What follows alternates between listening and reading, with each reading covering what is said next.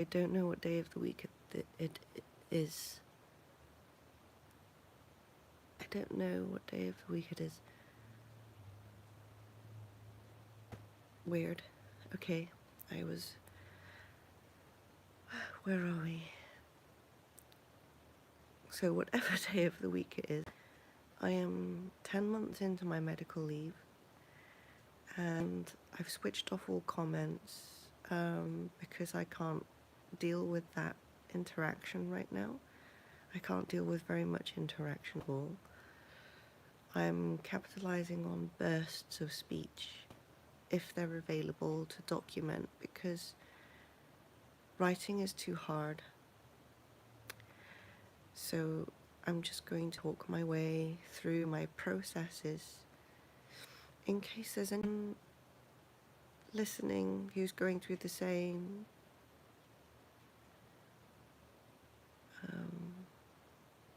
Why I'm doing this. I'm doing this because I'm gonna come out the other end. I want to come out the other end. I'm doing this because there are some weird things that happen to your body, but I understand it. So, let me think. In the last, 4 weeks since my birthday, I had a mental snap. It was a cyst that burst in my brain, and the cyst was probably only a little thing this big. A little fluid-filled cyst, I think. And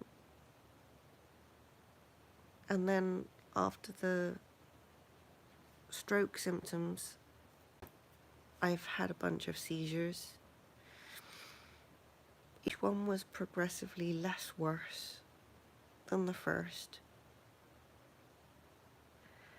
So from that, I know that I'm improving in my brain, and it comes with a lot of just weird symptoms as this stuff comes out of my eyes. It's brain debris. It's something that's been bad, and it's like my brain is literally a bunch of wriggling snakes that are just kind of squeezing this junk out through my eyes. And it made me think of the story of Medusa, the woman whose stare could turn you to stone, and who had a head covered in snakes. And that image popped into my head very recently, I don't know when, but I realized the Greek mythology was onto something,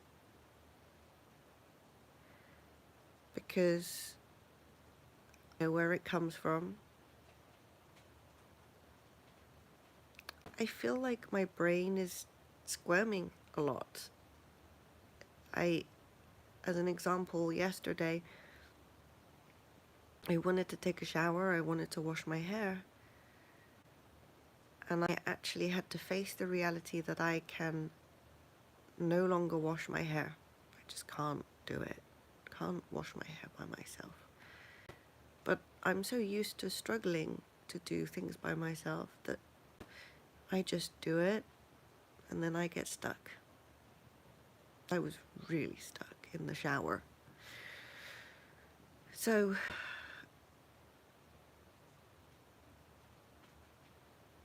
I think it was about 4 weeks ago, after the mental snap, I was washing my hair, or attempting to wash my hair, and my awareness had now shrunk to nothing beyond my hands. So if it was anything beyond my hands, I just wasn't aware of it, or a person, or anything. and I'm stood in the shower trying to wash my hair, and I can't remember what to do.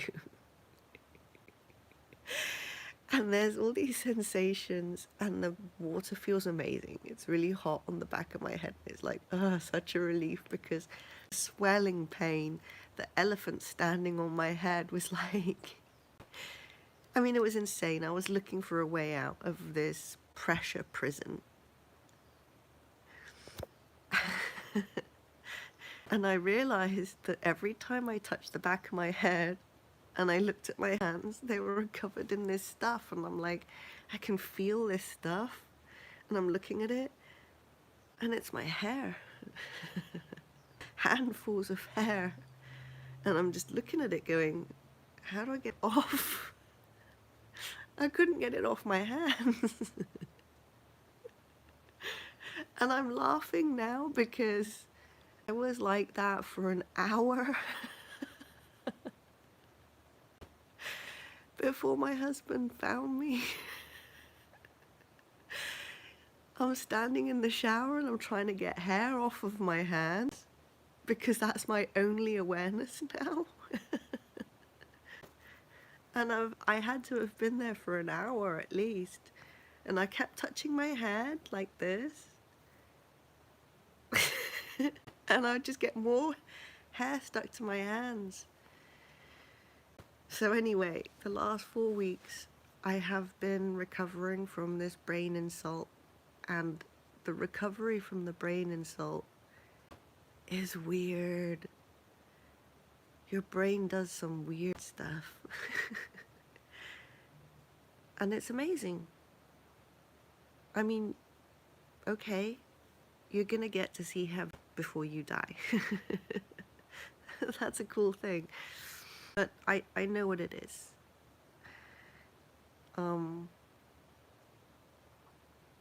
When your awareness shrinks like that, it takes you back to your first core memories that make up who you are. I don't think I want to go into those experiences yet because it's not helpful yet to anyone. I want to stay focused on the liver issue and why that's so important. I have to talk out loud to myself to help myself right now, because talking out loud is helping me somehow. It's affirming into reality that I know something about healing my body. It's getting it out into the open and it's manifesting it. And you might notice there's no fear in my voice. I don't have any fear, and I don't have any regret. And I think that is what I wanted to say. So, why am I here at this point? Why did it get to my liver? Well, the interesting thing about cancer is that it grows where you're not feeling it.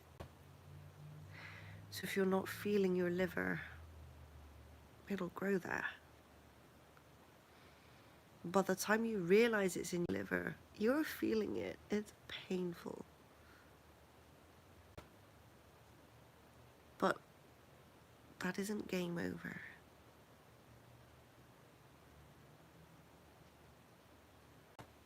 It isn't game over. So I'm seeing my oncologist in less than 2 weeks. And he's bound by duty to tell me what the odds are, the prognosis is. And the prognosis is going to be based on statistics. And the statistics are going to be, once it reaches your liver, which is a life-supporting organ, there's not much time left. That's the statistics.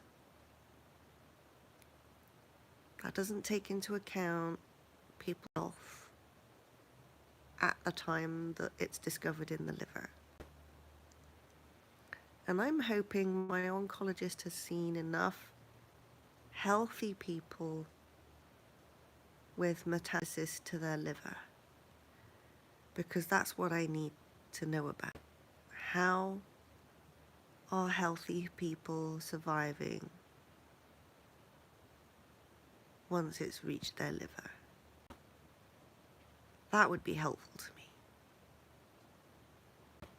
So, how do I know that I'm healthy in spite of having this cancer? Well, I have to do blood work. Like, I had to do it last week. I have to do it this week. So my oncologist is looking for metabolic trends. The amazing thing happened. He did a metabolic test on me, and all of my blood results are normal. And if I was weak-minded, I'd be in the situation that I have been for a long time, saying the doctor's going to tell me everything's normal, there's nothing to worry about, and yet I'm in so much pain and no one can hear me and no one's paying attention to how much trouble I'm in. But I didn't go there. And I didn't go there because when I saw my normal test results, I was like, damn, I'm doing the right thing. I'm in control. I'm actually in control. When my blood work is off, my metabolism is off, there are cravings, there is a sense of weakness that needs to be fulfilled. And I just do it. I find my weakness and I feed it to strength. And I've been doing that successfully because I managed to maintain a normal blood result, which is important for this fight, for this last part of the fight, because I need to get this tumor out of my liver now. And that process has started. So yesterday, the pain in my liver increased quite a bit, and I'm getting the overspill from the congestion in my liver. Is the immune system swelling up the lesion on my liver? It's swelling it up, and that puts a lot of pressure inside the liver. So when the blood enters the liver, it's going through this high pressure zone, and then the fluid separates from the blood and goes into my abdomen, and that's ascites. And that's kind of a bad thing, but it's still okay. I know what's happening. So my liver is seeping at the moment.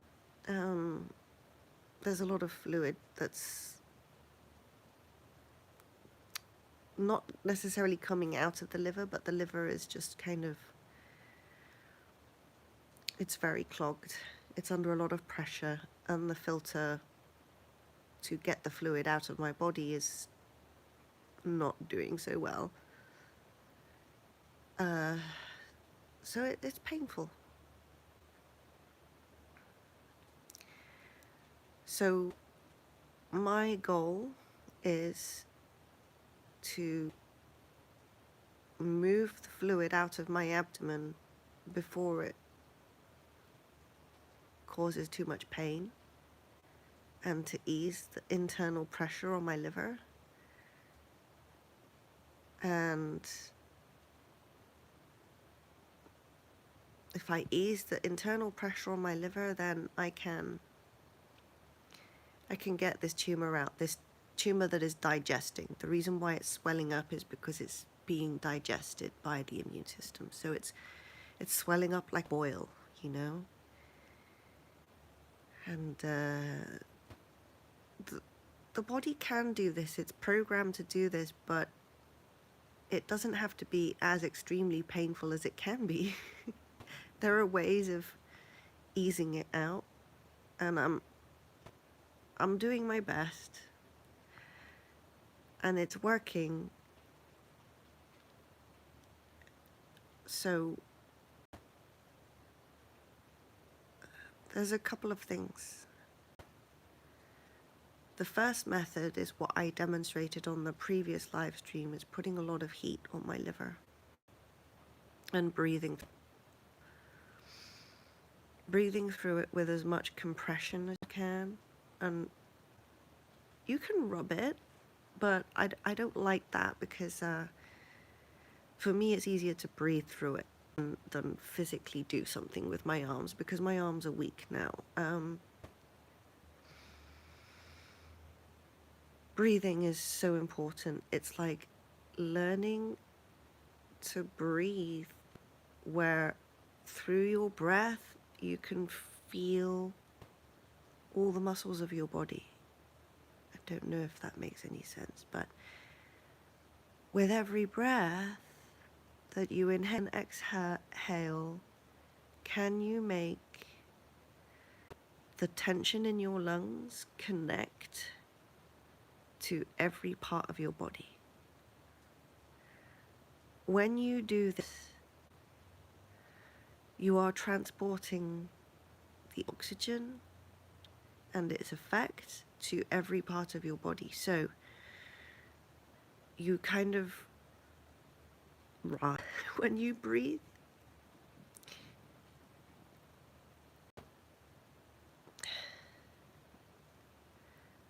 so I make every breath full of intent to ease the passage of tumoral debris out of the body and aid my peristalsis to push it out through the lymph nodes and into that, so that I can just poop it out.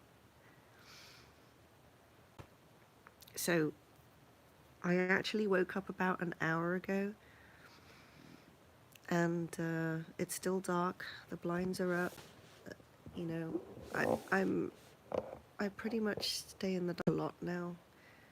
I don't have to open up the blinds until I'm ready. This is it's difficult for me to stay on track with any thought, because my brain is heavily affected. So I'm doing this to fight through the focus, stay focused. It's easy to descend into this swirl of subconscious being again. But it's important for me to stay focused. So all of that focus energy ends up with me on the floor, thinking about every breath that I'm taking, moving when I can, gently, like I'm doing now. Just moving gently while I can, and just easing my body through. Wherever I can put the tension in my body, doesn't feel pain, I put it. And that supports my liver. It transports things around my liver to ease tension away from my liver. This word is coming up a lot. It's like liver, liver, liver, liver.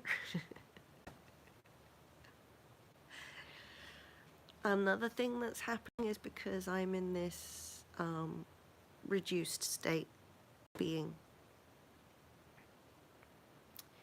is that I'm forced to be in my head a lot. Because physical is not available to me very much.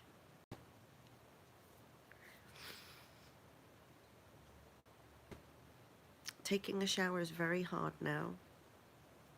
And I'm in this debate whether to shave my head at this point because I cannot wash my hair. And yesterday I was like, okay, I really need to wash my hair because it feels all kind of matted. There's stuff coming out of my scalp. It feels just horrible. Like wax. So I really wanted to feel that warmth on the back of my head. So I went in the shower, but unfortunately, gravity here is moving my arms, okay? I have no strength to lift my arms up here. This is gravity doing the work for me, so I'm like, yay! So I got in the shower and I got the heat on the back of my head and it felt really good. And I lifted my arms up to the top of my head and I just pass out. I couldn't keep my arms there to wash my hair. And there's all this shampoo.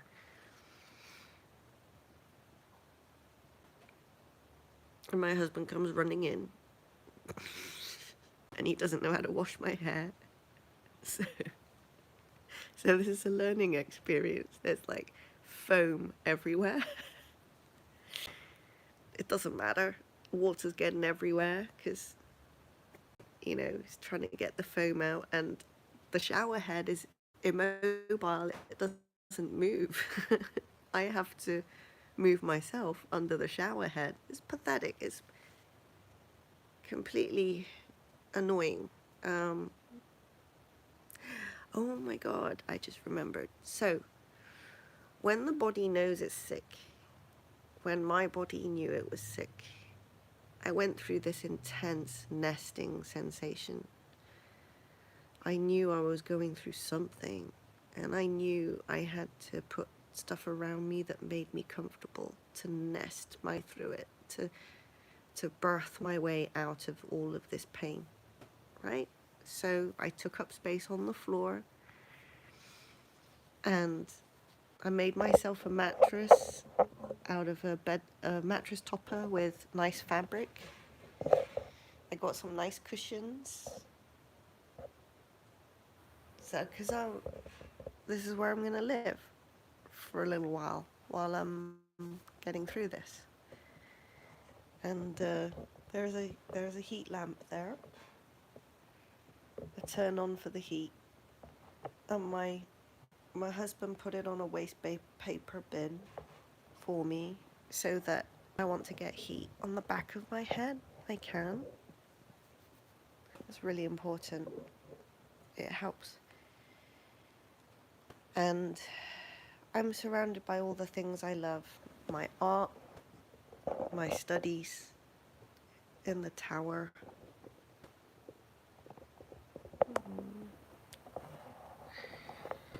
So this is my nest where I'm laboring through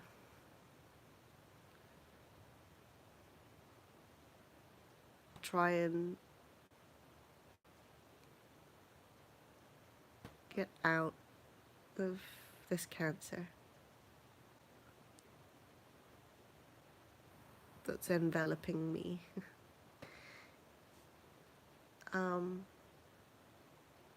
I wanted to keep this live stream short. I'm struggling to get to the point. This thing I wanted to say that was really important, and it was triggered by waking up out of nightmares. I'm having nightmares, and I think it's unavoidable, actually. I was looking forward to good dreams. I've become extremely sensitive to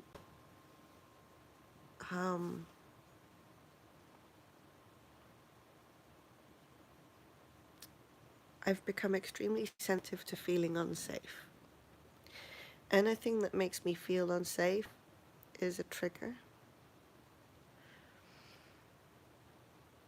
And I have to be heard at this point. If I feel unsafe, I have to be heard. So I have to tell my husband, because I need someone to make me feel safe at all times.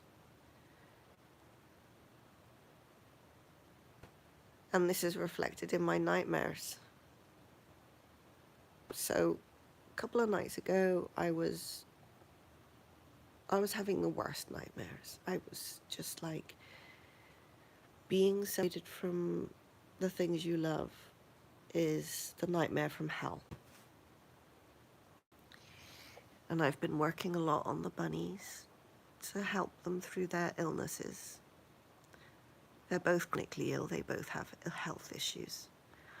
And I wish to show that to you at some point, how I'm treating them. Because I've come up with amazing techniques to help my bunnies. And I want to share that to the world because not many people know about healing bunnies.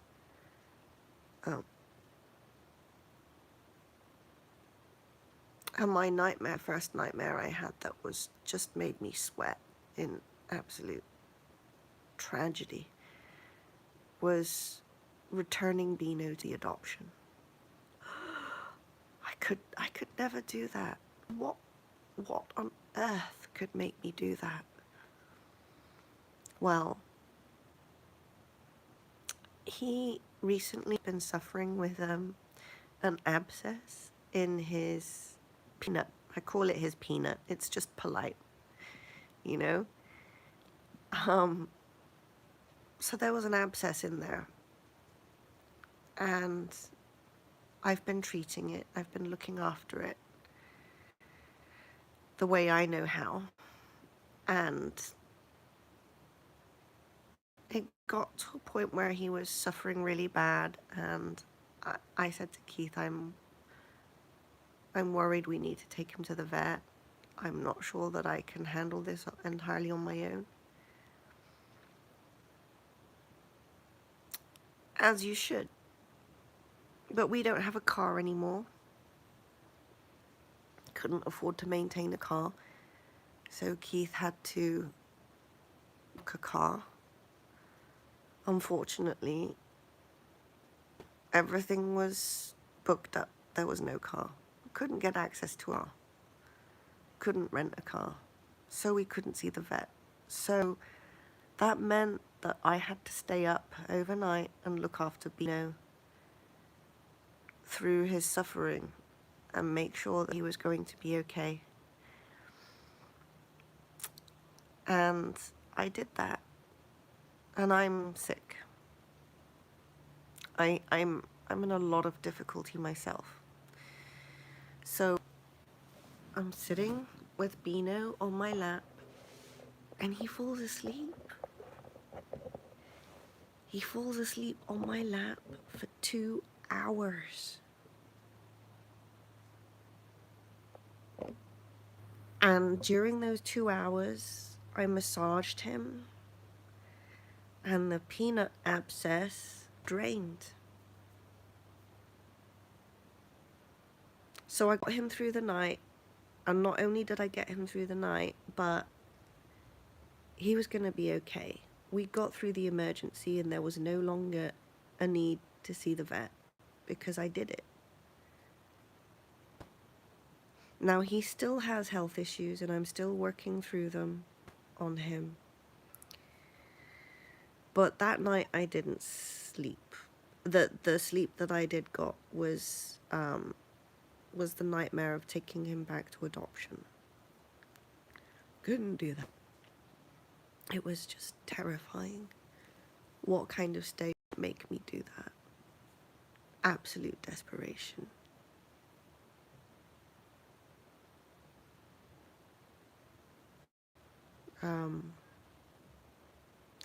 So yeah, after that dream, I thought, okay, I don't want to watch anything before bed that's like scary. I want something feel good.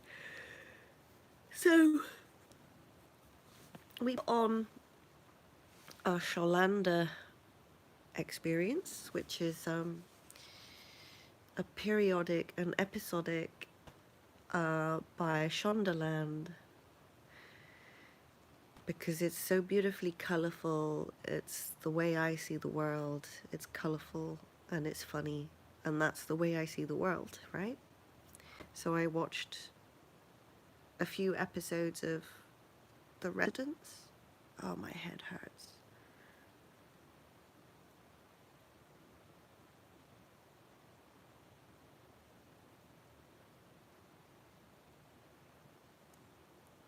The stuff coming out of my eyes is less and less, but it's still pretty much there.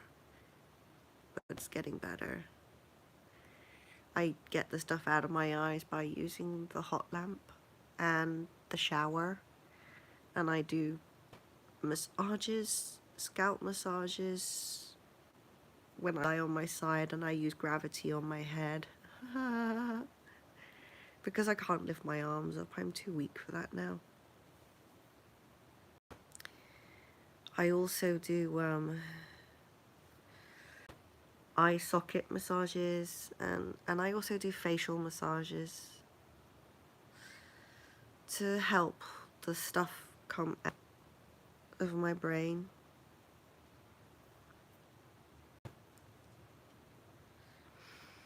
The stuff didn't just appear in my brain, it's been building up for some time because my liver's been slow for some time. So I know this tumor has been there for some time, and my body's only just seen it, which is why all the liver pain kicked in. And where was I? I was back at the nightmare. Oh, last night, that was it. I woke up this morning, terrible nightmares. I dreamt I was in this house with a room that I didn't have access to.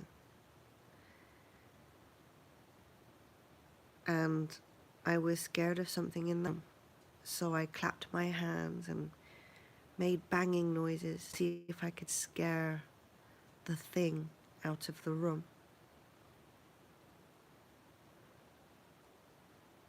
But I didn't have strength to be loud enough.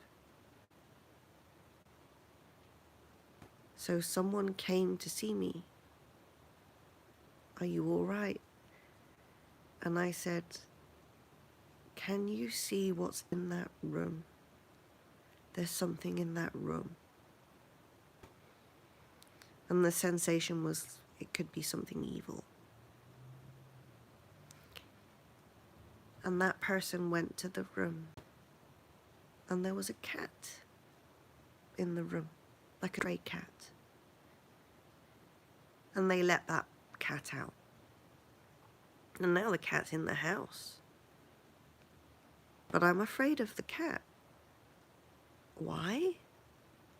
Because it's multiplying. And now I'm looking around the room, and there's like 10 cats. And they're all evil.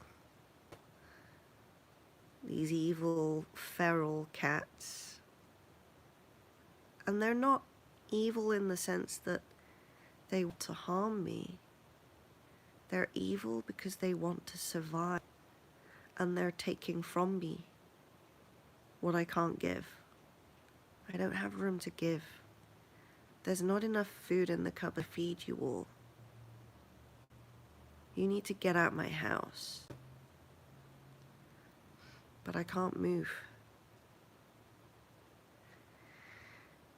And the only cure is to find the original cat. None of the other cats. Killing them is not going to work. I have to let them out the house. But in order to stop this cat from being evil and harming anyone else, I have to cure the original cat that suddenly turned into 11 cats. Because each cat is now dividing. And that was my nightmare that I woke up from in absolute sweats. Like, I was sweating like puddles. I was soaking wet. Like, how is that a nightmare? Because it's emotional work. It's emotional work. It was very intensive.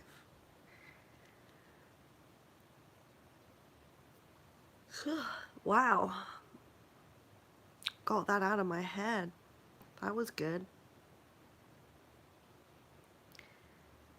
that was kind of exhausting, getting that out of my head. And that was what I came on the live stream to say.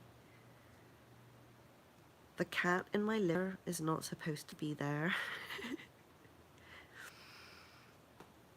It's evil in the sense that it doesn't know it's harming me. I need to get it out. I'm opening the door to let it out, but it's not the original cat. The original cat is actually in my pelvic bone. And I am working on that.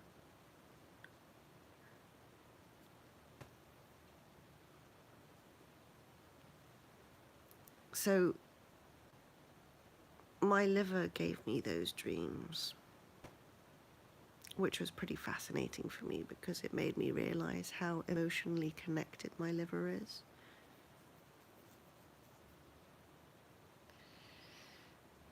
And this sense of safety that's being triggered when I feel unsafe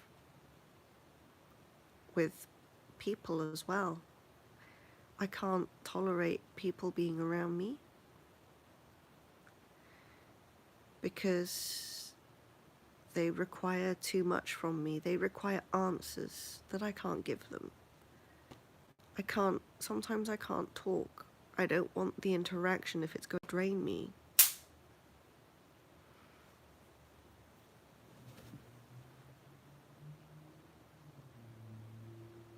I'm not reaching out to any friends.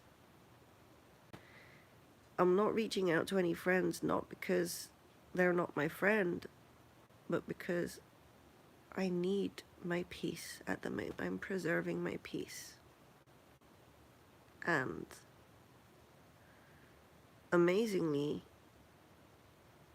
people react to that badly.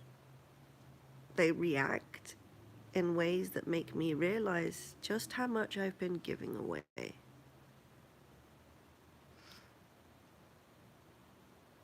When people react badly to me shutting down and nesting and protecting my peace of mind, when they react badly to that, it makes me very disturbed. I'm like, oh, there's something wrong with that. I'm really sick. And this person that I thought I knew is having a meltdown. And I have no energy to help anyone now, except for my bunnies. So when this person has a meltdown, I can't contain it for them, and I don't want to. I don't want to contain anyone's meltdown. Don't want it. Don't have energy for it.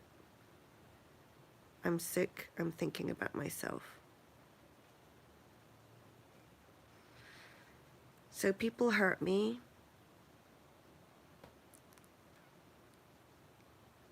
And then I let go of them. And I've done that a lot in the last year. I've let go of a lot of people. And I've let go of a lot of thoughts.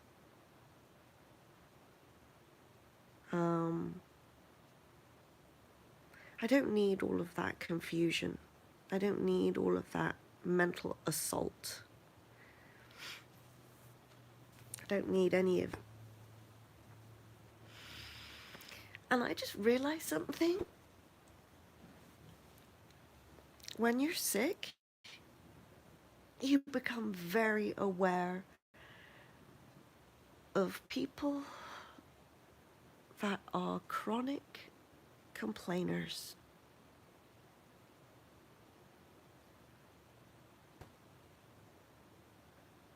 Because that's a way of thinking that is always looking at glass half full. And I don't do that. I don't do that. And I don't want to have to educate the person and tell them what they're doing, because in likeliness it will trigger a reaction. They don't want to be taught an uninvited lesson. So chronic complainers are actually very unattractive. I just stay away from them to protect my peace, because that, I've noticed that they tend to kind of convalesce. It's kind of contagious. I don't want to get into that glass half full thinking when I must be thinking about what energy do I have left to fight this. Statistically, I have to survive beyond the next 3 months.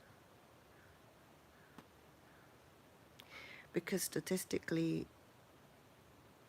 a doctor looking at me with this new onset of fluid buildup has to, by his duty, inform me of the odds of survival. Hello, baby girl. She's asking me to open the blinds. So if a doctor has to inform me, he's duty bound to tell me what my prognosis is. It's going to be bad, right? But that doesn't take into account my health. And the only way he can gauge my health is to see from my blood work if I am maintaining metabolism, if I am in metabolic control of my body, if I am in metabolic control of my energy. If I am in control of my energy, I am mentally in control. Therefore, your health is all about if you're mentally in control. And mentally in control doesn't mean being hard on yourself.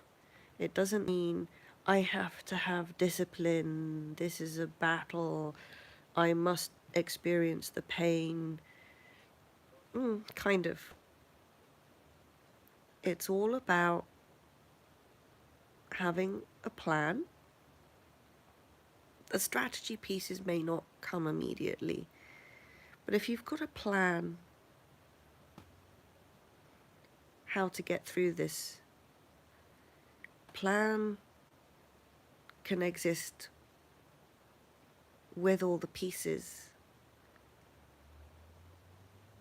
but the strategy has to be devised hour by hour, day by day.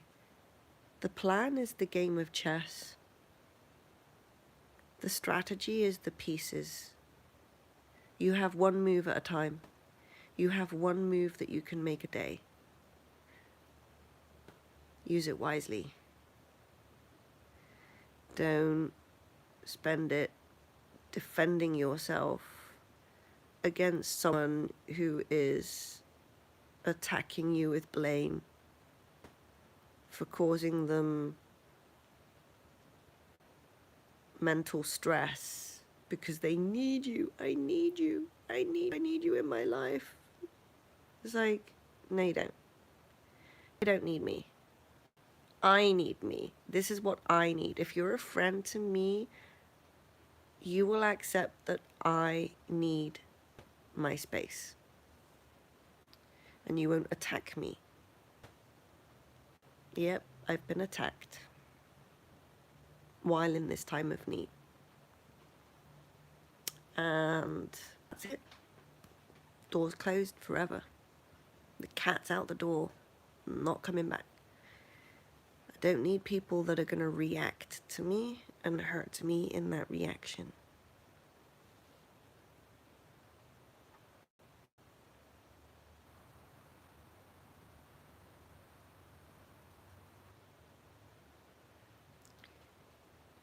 So the chest move I made a couple of days ago was putting heat on my liver and breathing through it. And that's kind of what I'm doing today. But the chest move I wanted to make today was emotional resilience. And to demonstrate that to myself, I had to speak it out loud. I don't have the energy to write.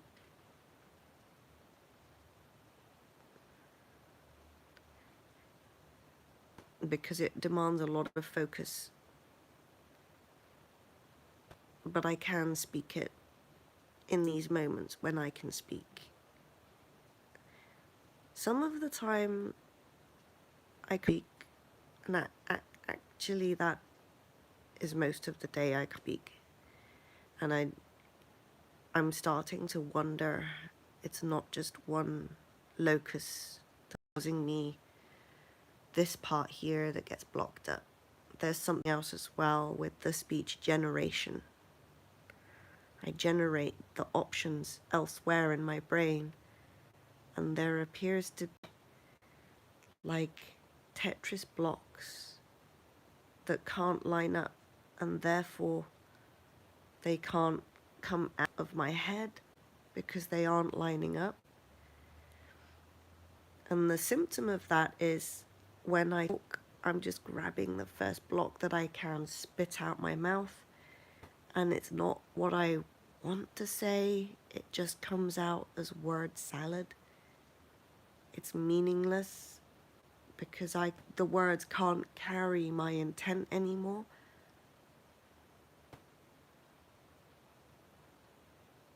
I am trapped in my emotional state, my subconscious state,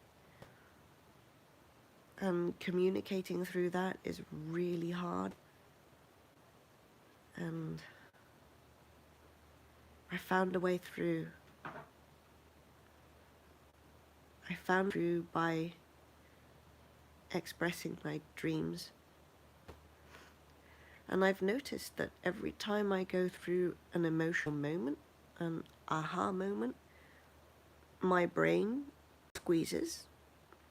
Like I feel the gyri literally squeeze like snakes in my head, like the squirmies. And then my sinuses drain, my eyes stuff starts coming out. So I'm like, this emotional exercise is important. My brain wriggles with it, therefore I'm gonna go with it. I'm gonna do it more, not less. It's hard. But I want to do it. I want to exercise talking about the way I feel because it's healing my brain. And in healing my brain, it is somehow giving my liver energy because I'm demonstrating that I'm emotionally connected and I'm not reacting anymore. I am responding to the situation. Wow, I've just read on the screen. I've been talking for nearly an hour now. And amazing.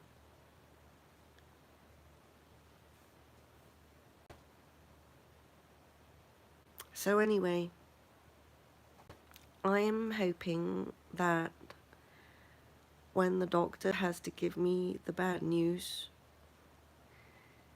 that see the trend that I've managed to hold on my metabolic blood work. And though the bad news is coming, I'm hoping that he's going to look at that, and maybe his experience has had some experience of people in this stage, in this late stage, of actually pulling through and surviving. maybe he'll be open to that. I'm hoping he's open to that. I'm hoping that when he sees my blood work is on point, that he realizes that I am emotionally strong to get through this.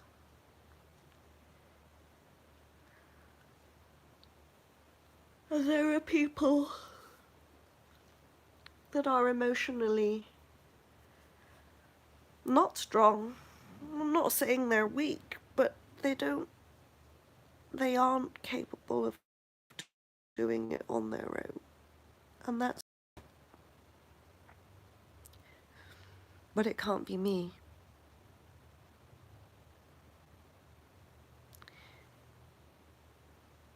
And what I'm saying is,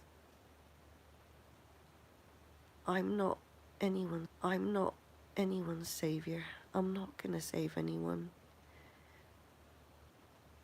I'm saving myself, and I'm demonstrating that I can save myself. I'm hoping that I'm demonstrating that. And the only thing I can do is lead by example. And maybe if someone understands what I'm going through, because this is their journey as well, maybe my demonstration of resilience is enough for them to find the words they need to get the help they need. Because I can't do this on my own. And I needed my husband to help me, and he's helping me now. He's helping me now.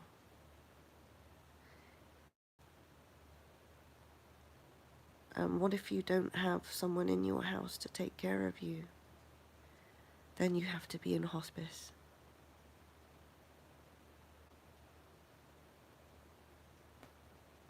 Hospice doesn't mean you're gonna die. It just means you can't take care of yourself. I've seen YouTube videos of people in hospice who have survived, and they're there 2 years, and it's like, hey, I'm just gonna stay here now. I should have been dead. I called my doctor, and he was like, why are you still alive? I thought you were dying.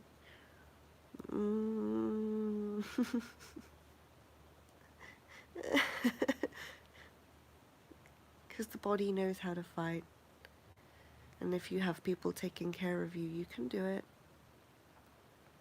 I wonder if I could fight this completely on my own. No, I can't. I can't. I've got someone to be the extension of my agency. I've got someone to be the extension of my willpower, to nourish me right now when I need nourishing. And so I don't have to think too far ahead about what I need to do, what's got to be done. Because that makes me feel unsafe. When I have stuff around me that needs to be done, I feel unsafe because I can't put all the pieces together anymore. Just looking after the bunnies in their illness takes a lot out of me. But I know how to heal, and I know how to heal them, and so I feel a huge obligation to get them through it, to heal my bunnies. I feel a huge obligation to take care of my babies, and it takes all my energy, and therefore I need someone to protect that space and look after what I need while I can't leave my nest. And it's happening. I'm getting the help I need.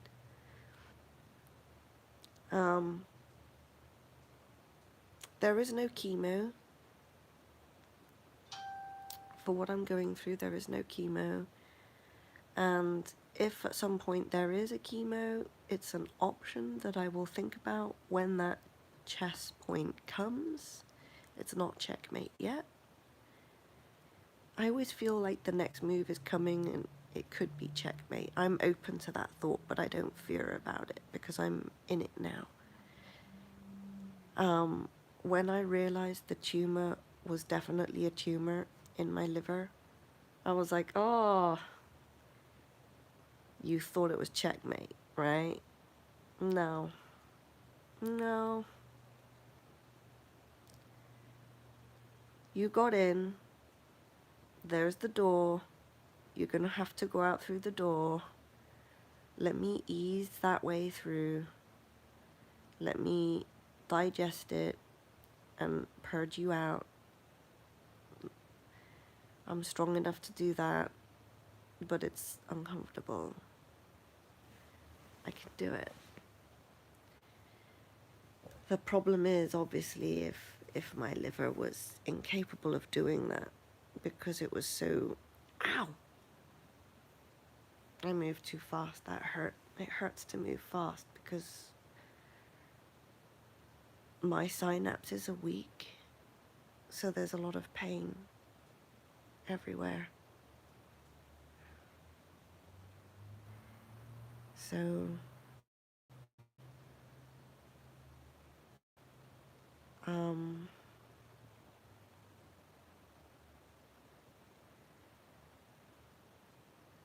a fascinating thing happened. YouTube AI has just developed highlight reels. I've never made use of that before because I didn't know it was a thing. And I'm wondering what it's going to choose as my highlight reel of this video. It was pretty fascinating because yesterday it chose what I was doing to purge my liver of the tumor debris.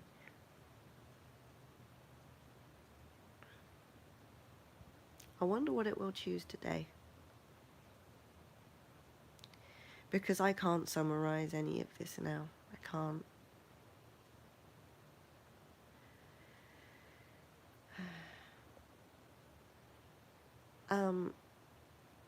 I'm experiencing a lot of pain, but I just go with it. I go around it. I breathe around it. I send my body tension around it and kind of milk that pain out. It appears like, you know, when you have a newborn baby lying in its cot and it's just kind of rolling around. That's what I'm like. Just rolling around.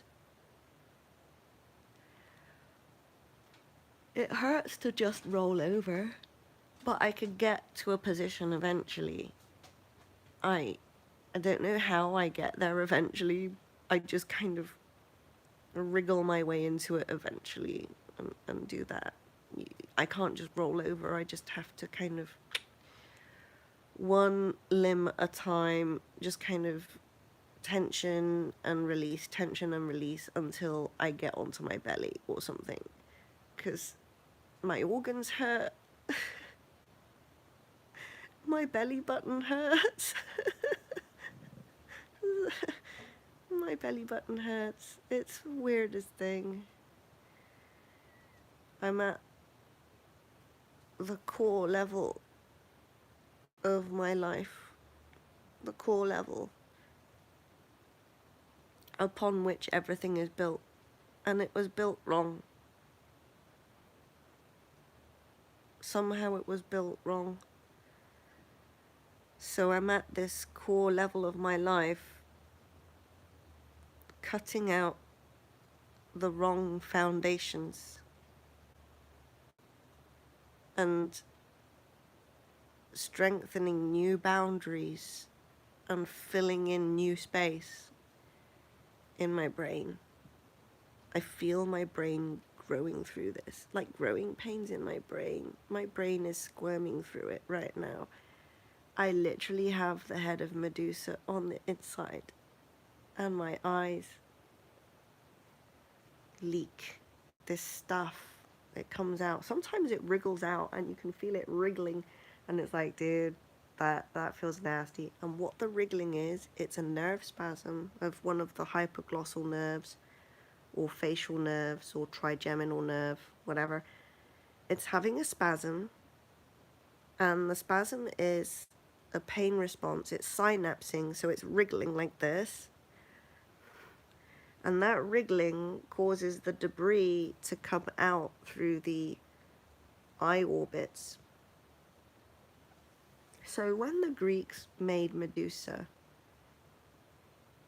I know they were talking about a major trauma on the brain. And they turned it into this folklore, which was actually beautiful, because the real story of Medusa, okay, is that she was assaulted, and she survived,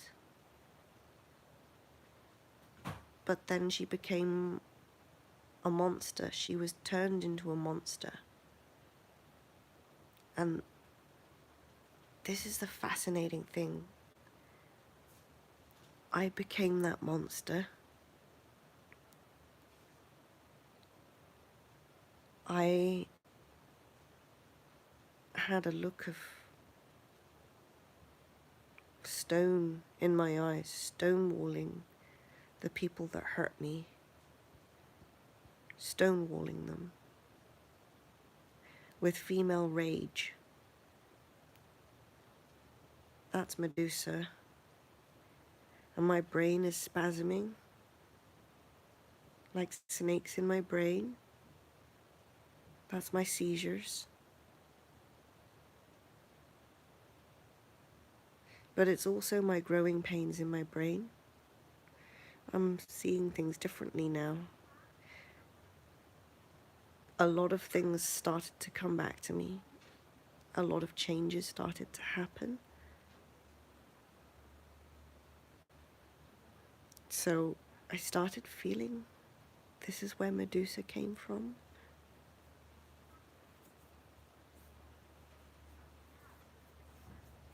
So I think it was a story of reassurance. And there are other stories in different cultures.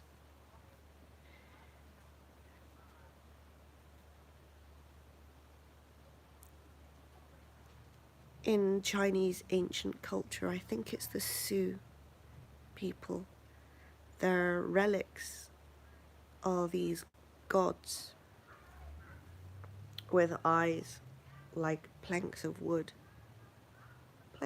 coming out of their eyes. So whenever I have a brain cramp, my eyes are forced to go into the direction connecting with that pain in my brain. And if they could be on stalks, they would be on stalks. So I have this feeling that the ancients worshipped this process. They worshipped this process of spasmodic activity on the brain, as though it was close to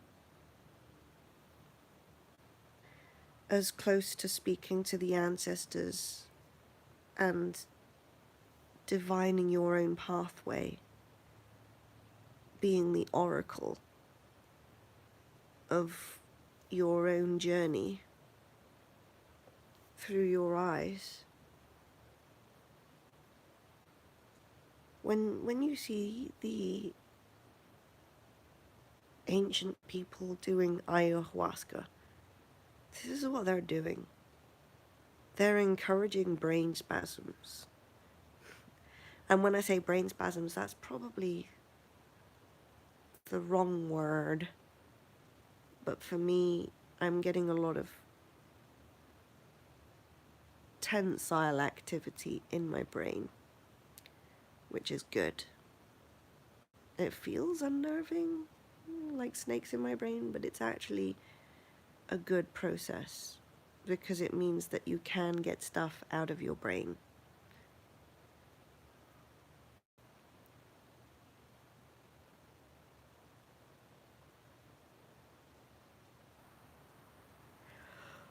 I'm gonna go now.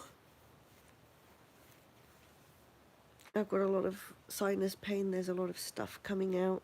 I did a lot of work exercising my thoughts, making this all move, talking my way through it, exercising all of these motions with my face.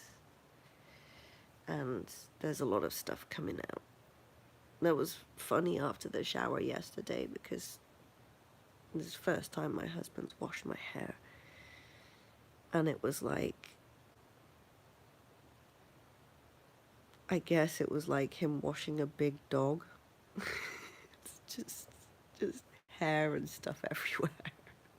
It was just kind of funny. Like, I'm proud of him. That was his first experience of washing a big hairy dog. That's funny. Could have been easier.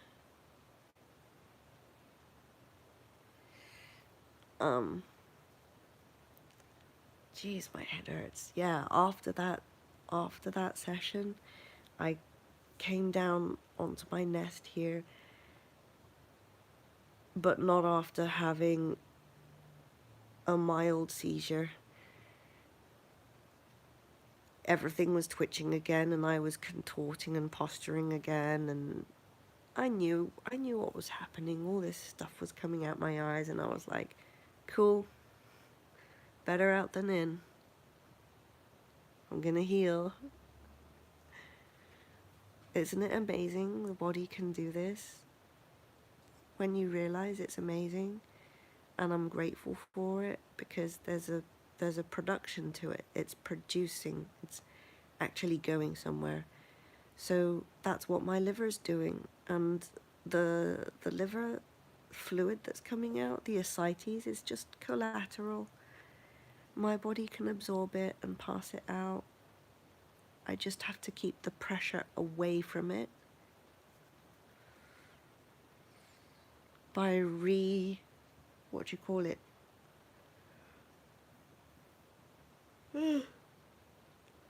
Realigning the tension around my liver can help it ease its tension and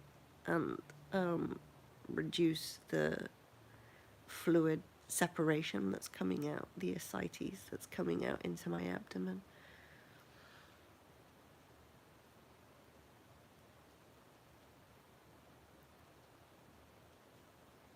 Okay. I'm gonna go now. My head really hurts.